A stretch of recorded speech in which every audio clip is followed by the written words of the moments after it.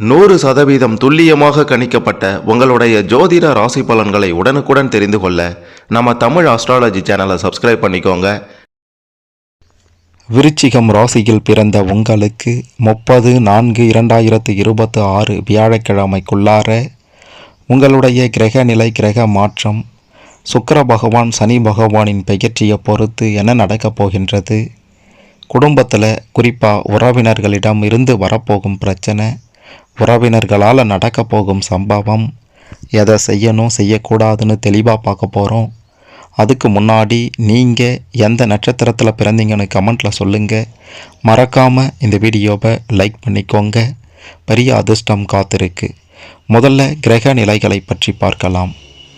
தொழில் ஸ்தானத்தில் கேது பகவானும், அஷ்டமஸ்தானத்தில் குரு பகவானும், பஞ்சமஸ்தானத்தில் சுக்கிரன் சூரியன் சனி பகவானும், சுகஸ்தானத்தில் புதன் ராகு செவ்வாய் பகவானும், தைரிய வீரிய ஸ்தானத்தில் சந்திரன் பகவான் என்று கிரக நிலைகள் அமைந்திருக்கின்றது.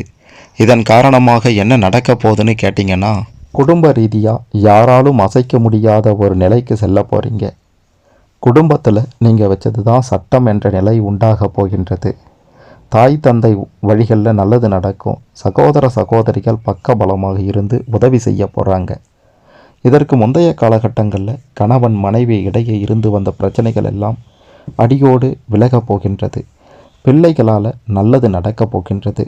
குடும்ப ரீதியாக பல நல்ல சம்பவங்கள் உறுதி என்பதை சொல்லியே ஆக வேண்டும். தொழில் ரீதியாக வியாபார ரீதியாக எடுத்து வைக்கக்கூடிய ஒவ்வொரு அடிகளையுமே வெற்றியை பார்க்க போகிறீங்க. எதிரிகளே இல்லை என்ற நிலை உண்டாக போகின்றது. உங்களை எதிர்த்தவர்களெல்லாம் இடம் தெரியாமல் ஓடப் போகின்றார்கள். உடல் ஆரோக்கியத்தில் பெருசாக பாதிப்புகள் இருக்காது.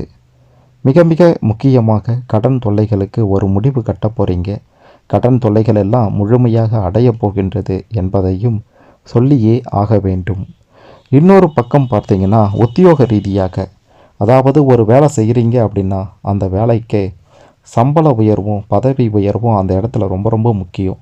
அது தொடர்பான நல்ல செய்தியும் உங்களை வந்து சேரப்போகின்றது. இப்படி பல நல்ல சம்பவங்கள் நடந்தாலும் உறவினர் வகையில் பிரச்சனை வரும். குறிப்பாக தாய் வழி உறவினர்களிடம் பணம் தொடர்பான விஷயங்கள்லையும் சொத்து தொடர்பான விஷயங்கள்லையும் கவனத்தோடு இருக்கணும். கொஞ்சம் விட்டு கொடுத்து போங்க, விட்டு பிடிங்க, நல்லது நடக்கும், இல்லைனா பிரச்சனை தான். இன்னொரு முக்கியமான விஷயத்தையும் சொல்லியே ஆக வேண்டும். அது என்ன அப்படின்ட்டு கேட்டிங்கன்னா, இப்படி பல வகைகளில் பிரச்சனை தொல்லை வரும்போது நீங்கள் செய்ய வேண்டியது ஒன்றே ஒன்று தான். இந்த காலகட்டத்தில் இந்த 30/4/2026 வியாழக்கிழமைக்குள்ளார ஏதோ ஒரு தினத்தில் 16 நிமிடம் முருகப்பெருமானை கண்ணை மூடி வழிபட்டு கொண்டே இருங்க. உங்களுக்கு வந்த பிரச்சனைகள் அடியோடு அகலும். நிச்சயமாக பிரச்சனைகளில் இருந்தும் தப்பித்து நல்ல ஒரு வாழ்க்கையையும் சந்தோஷமான வாழ்க்கையையும் வாழ முடியும் என்பது உறுதி.